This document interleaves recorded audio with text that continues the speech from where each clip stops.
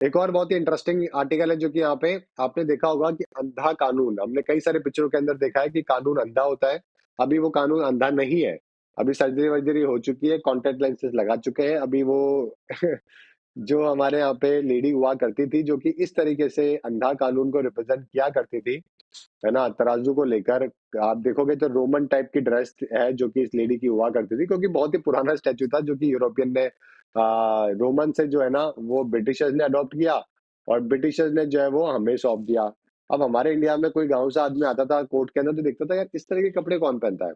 इसीलिए हमने अभी क्या किया, कॉलोनियल एरा को चेंज करके अभी ड्रेस साड़ी भी कर दी है उस महिला की, है ना? तराजू तो है ही, लेकिन आँखों पे से पट्टी भी हटा दी है। तो अब वो कहना कि आँखों पे पट्टी बाँधी होती है कि हमारे जुडिशरी के, अब वो गलत हो जाएगा, है ना? ऐसा नहीं है। अब वो पट्टी हट चुकी है। तो अगर आप सुप्रीम कोर्ट के अंदर जाओगे तो नई आपको मूर्ति है, लेडी स्टैच्यू जो आपको मिलेगा वो ऐसा वाला मिलेगा, आप समझ गए? साड़ी पहनी हुई होएगी, तराजू होगा और आँखों पे पट्टी नहीं है, ठीक है? समझ गए?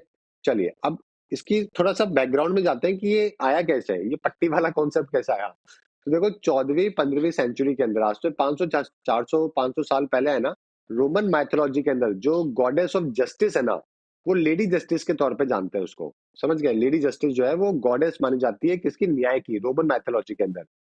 समझ गए? और जो लेडी जस्टिस जो रोमन माइथोलॉजी के अंदर हुआ करती थी, उसके अंदर आँखों पे पट्टी होती थी, उसके हाथ में एक तलवार हुआ करती थी, है ना? इस तरीके से, ठीक है? क्योंकि तलवार का मतलब था पनिशमेंट, पनिशमेंट से सिग्निफाई करते थे उसको, ठीक है? तो 14th सेंचुरी के अंदर जो ब्लाइंड फोल्ड है ना, उससे ये आ, लेकिन जब बाद में, और ये जो जो सबसे पहले 14th सेंचुरी में जब ये ब्लाइंड फोल्ड किया गया था, जब लोगों ने चीजें बदलना स्टार्ट किया, जब रेनेसांस की शुरुआत हुई, यानी कि जब साइंस की शुरुआत हुई, प्रोटेस्ट की शुरुआत हुई, लोगों ने आंदोलन करना स्टार्ट किया, सही चीजों को सही बताना चालू किया, तब उस टाइम पे लोगों ने इसको आइडलाइज किया था कि जुडिशियल सिस्टम जो है वो ऐसा है कि इतने करप्ट लोग हैं और वो देखने को रेडी नहीं है किसी को भी चीज को।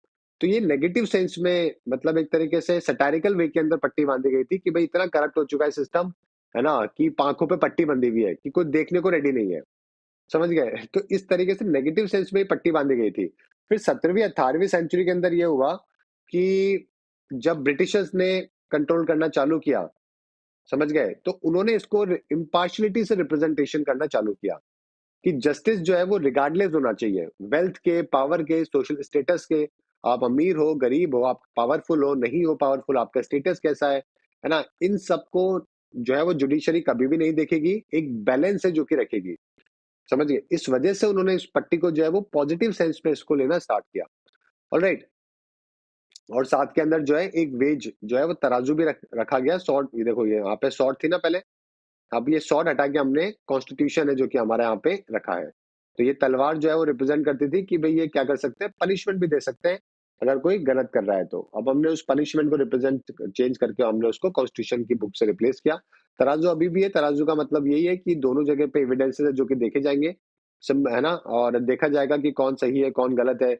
आप अगर जज के सामने मर्डर भी कर दोगे तब भी जो है वो मौका दिया जाएगा आपको बोलने का, है ना? दोनों जगह पे जस्टिस का मतलब ये होता है जब दोनों की बातें सुनी जाए। अगर आप एक पक्ष की बात सुन के कोई जजमेंट कर रहे हो, अगर कोई फैसला ले रहे हो, चाहे वो आपकी पर्सनल जिंदगी हो या फिर प्रोफेशनल जिंदगी हो या फिर न्यायपालिका हो, कहीं पर भी वो जस्टिस नहीं कहलाता है एंटिल और अनलेस अगर आपने दोनों साइड का पक्ष है जो कि नहीं सुना हो तो। समझ गए? तो ब्रिटिश ने जब कंट्रोल स्टैब्लिश किया इंडिया के ऊपर, तो लीगल सिस्टम जब उन्होंने बनाया, तो जब कोर्ट्स की हायरार्की बनाई लोअर कोर्ट से लेकर सुप्रीम कोर्ट के, तब ब्रिटिश सिस्टम था, तो उन्होंने ही ये लेडी जस्टिस है जो कि प्रोमिनेंट सिंबल है जो कि भारत के अंदर बनाया और इनसाइड आउटसाइड कोर्ट रूम में जो कि लगाना स्टार्ट किया। ऑलराइट? तो हमने जो ये डीकोलोनाइजेशन के तौर पे जो अभी हमने स्टार्ट करी है, कई सारे सिंबॉलिक रिप्रेजेंटेशन हम लोग चेंज कर रहे हैं, तो वेस्टर्न अटायर को चेंज करके हमने सारी किया इसके अंदर। ब्लाइंड फोर्ट जो है उसको हटा दिया, सिग्निफाई किया हमने इंडियन कॉन्टेस्ट के अंदर कि भाई न्याय जो है वो ब्लाइंड नहीं हो सकता है, हम लोग सबको इक्वली देखते हैं, है ना? हमारे यहाँ पे डाइवर्सिटी है सोसाइटी के अंदर, हम लोग डिस्क्रिमिनेशन नहीं करेंगे, ठीक है? तो हमारे जो जस्टिस है उसकी आंखें खुली हुई है, हम सही को सही और गलत को गलत के तौर पे देखेंगे। तो इस तरीके से हमने इसका रिप्रेजेंटेशन है जो कि वापस से चेंज किया है। ऑलराइट?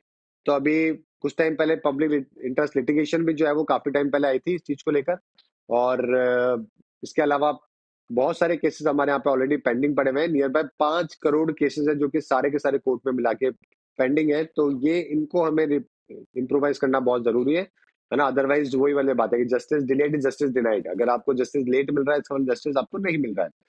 तो ये अर्जेंट एक्शन है कि हमें जुडिशरी के कोर्ट्स को ज्यादा बढ़ाने की जरूरत है। जो आज कोर्ट सिस्टम है हमारे यहाँ पे, इससे कम से कम 10 गुना ज्यादा होने चाहिए, जजेस ज्यादा होने चाहिए, है ना। और ठीक है, ताकि केसेस जो है वो जल्दी जल्दी है जो कि रिमूव हो सके।